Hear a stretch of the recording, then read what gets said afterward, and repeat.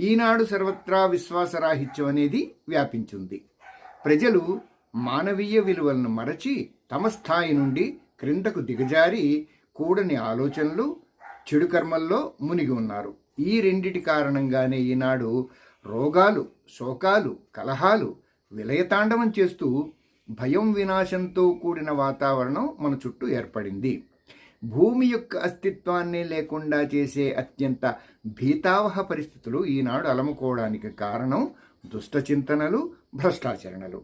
ఈ రెండిటి వల్లనే ఇప్పుడు మానవుని ఆలోచనలు, ఆకాంక్షలే ఆచరణగా రూపుధరిస్తాయి. మనం సృష్టించిన వాతావరణం వల్ల పరిస్థితులు ఏర్పడతాయి.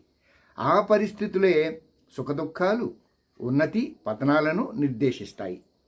భాగ్యరేఖ బాగోలేదని, అదృష్టమేమో కలిసి రాలేదని, కలి ప్రభావం అని, పరిస్థితులు ప్రతికూలంగా ఉన్నాయని, సమాజం బాగాలేదని ఇలా అనుకుని ప్రజలు మనస్సును తేలికపరుచుకుంటారే కానీ దీనివల్ల గోరంతకు కూడా ప్రయోజనం లేదు.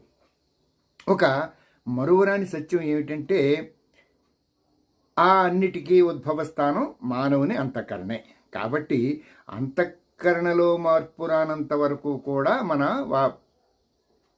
బయటి పరిస్థితులు మారవు. ఈనాటి పరిస్థితులకు కారణం పట్టుకోకుండా పరిస్థితులు ఎలా మార్చగలం?